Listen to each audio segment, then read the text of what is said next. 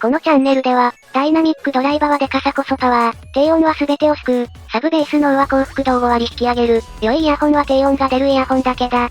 などなど、低音原理主義者の脳みその中を垂れ流してきているわけなんだけど、数値が重要視される、一般的なジャンルと異なり、その人の思考や感動が重要視される、ポータブルオーディオでは、正解は一つではない。より中高音域の分離感を高める、小径ドライバーを求めてもいいし、あえて、小径ドライバーで低音を求めてみてもいい。今回登場した、レトシャオワー DZ4 は、小径、カナル型の中でも一般に使われるドライバーとしては、最小クラスの 6mm のダイナミックドライバーを採用したモデルだ。しかし、DZ4 は、低音の品質をとても期待させられる、強烈なサブベースを予感させるイヤホンでもある。そもそも、外観が 6mm ドライバー採用モデルとしては、かなり大型の印象を受けることに気づいたかな？一般的な、13mm オーバーの平面駆動モデルやら、レトシャオワー D13 という、大型ダイナミックドライバーを搭載した、同社モデルよりも大きい。もちろん、装着感に関しては問題なし、本体はラバー系かシリコン系のコーティングが施された、程よく摩擦力がある樹脂系の素材、冬も凍えることなく使うことができそうだ。そして、フェイスプレートはホワイトゴールドに特徴的な衣装の盛り込まれた、印象的なものが採用されている。このイヤホンのドライバーが、小型の 6mm なのに、こんなに外装がでかい理由は、ノズルでわかるだろう。複数のノズルとフィルタが確認できるな。そう、このイヤホン、マルチドライバーだ。6mm のダイナミックドライバーを3つ搭載した、かなり特徴的な同型マルチダイナミックドライバーモデル。この手の 6mm 同サイズのものを複数搭載したイヤホンは、いくつか、これまでにもこのレビューに登場しているんだけど、この DZ4、それらの上位機種のような存在となっている。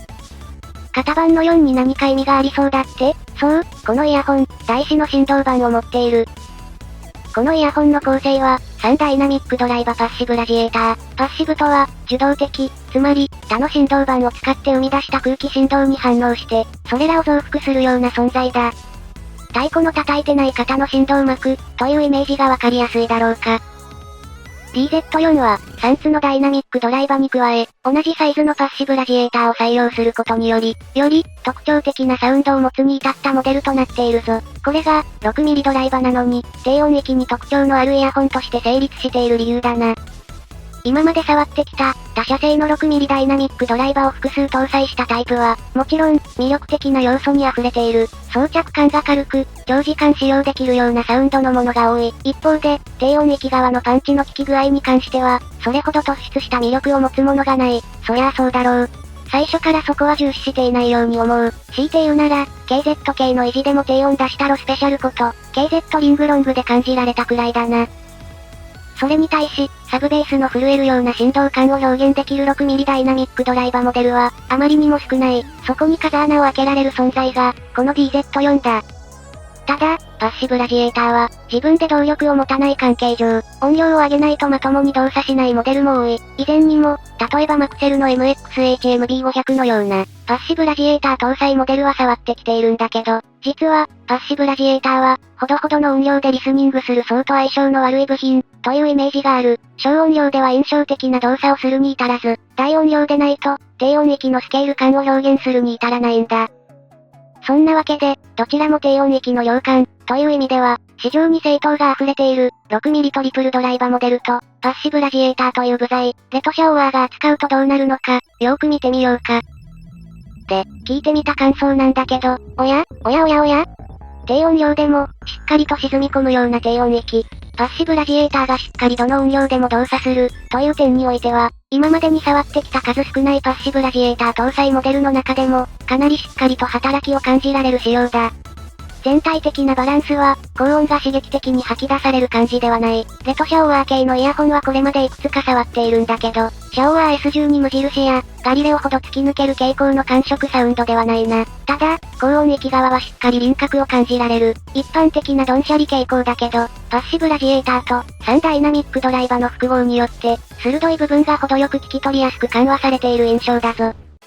ボーカルはしっかり温かみがあって、前面に出てきている。全体的に空間が近いけど、ボーカルは特に近い印象を受けるな。こちらも高音域同様、破殺音などが不快に感じる人に対しても、全く不快感を感じずに使用できる印象だ。ボーカルは聞き取りやすく、刺さるような音色がないので、安心して聴いていられるバランスなのは、他の 6mm ダイナミックドライバーモデルと同様の印象だな。で、低音域、ここが特徴的、ベースもよく出ている、6mm ダイナミックドライバモデルは、鋭くて、ベースまでがよく出て、サブベースが出ないドンシャリ系とか、全体的に柔らかく、聞き取りやすく、ベース、サブベース両方がほどほどに聞こえるモデルが多い印象。DZ4 は、低音、サブベースともに多い。サブベース以外は、トータルバランスの良い 6mm ダイナミックドライバといった塩梅なのに、地響きのようなサブベースが曲に含まれると、途端に水を得た魚のようにボカンボカン震え出すのが面白い。パッシブラジエーターの仕事は完璧みたいだ。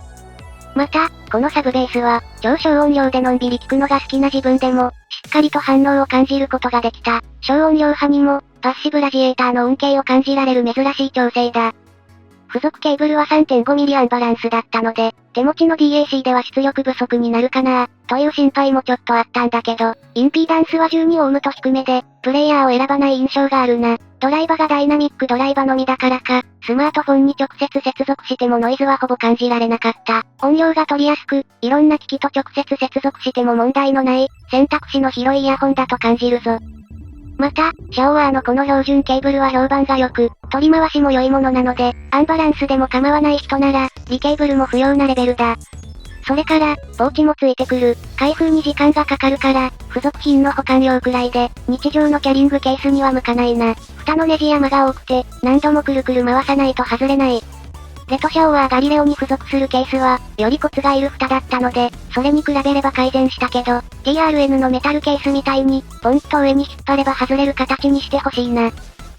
付属のイヤピは、十分なものが最初から付属。とはいえ、こだわる人なら交換する必要があるだろう。硬質で、耳を広げるが、脱落しにくい代物だ。付属品に関しては、全体的に高いレベルでまとまっていると言えるんじゃないかな。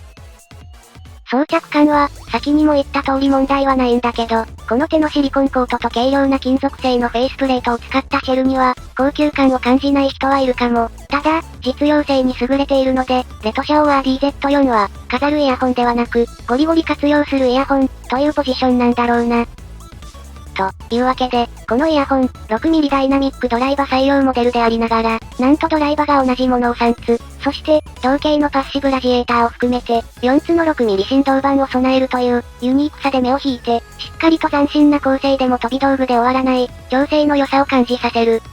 一般的には、6mm ダイナミックドライバモデルの雰囲気なんだけど、高音がよく聞こえるのに粗さを感じないのはトリプルドライバの良さ。そして、低音側の弾力感は、3発のパワーと、よく調整されたパッシブラジエーターの功績だろう。分離感に関しては、BA ドライバを搭載したガリレオなどの方が優れる。空間は若干狭めで、ねっとりとしたボーカルの熱量も魅力的だ。開放感を求めるなら他のイヤホンがあるけれど、6mm ダイナミックドライバモデルらしい、近くて妙に残響がありすぎない程良さが魅力になるだろう。というわけで、斬新さ、という点と、完成度、という点で、シャオワー DZ4 はしっかりとおすすめができる。このイヤホン、まだ価格が発表されていないんだけど、付属品などのグレードを考慮すると、おそらくガリレオと同等かもうちょっとお得くらいのグレードになるかと思われるので、使用の面白さと使い勝手の良さから、かなり生活に寄り添ったイヤホンになるんじゃないかな。比較対象が難しいけれど、いくつかのイヤホンと比較してみようか。まずは、国内でめちゃくちゃ売れた、6mm ダイナミックドライバモデル、ムーンドロップクワークス、同じ 6mm ダイナミックドライバ採用モデルというと、全く違うけどここら辺しか浮かばなかった。まず、どちらも空間は近い。ただ、DZ4 の方が奥行きを感じるな。マルチドライバと大きいハウジングによる残響感の違いだと思う。装着感では、どうしてもシェルが小型なクワークスのようなイヤホンが有利だ。全体に、基本性能はクワークスで十分。もうひとひねり面白い表現力が欲しかったら、DZ4 をおすすめしたい感じだな。価格や仕様もどちらも、その目的に見合ったものになっている。やはり 6mm といえど、どちらも明らかに目的の異なるイヤホンだな。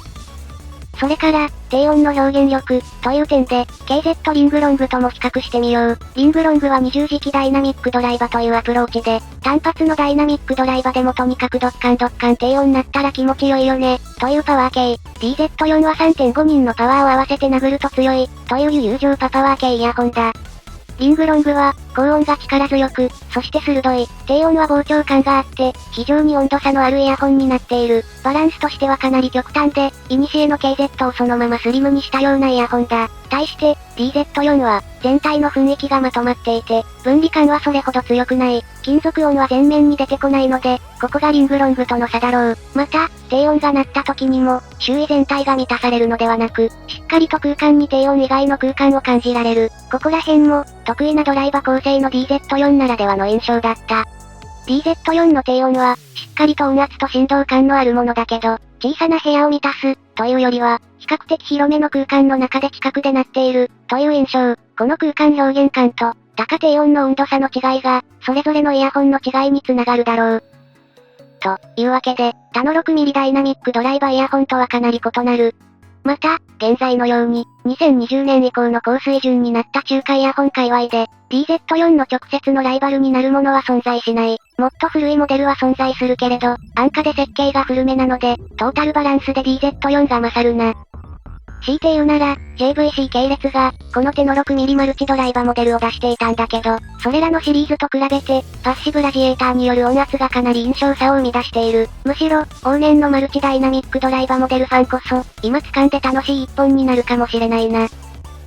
というわけで、DZ4、しっかりと独自のポジションを確立した一台だ。レトシャオワーは、詳しい人にはしっかり信頼感のあるブランド、しっかり研究された変化球を、この辺りで経験してみてはいかがかなといったところで今回はここまで。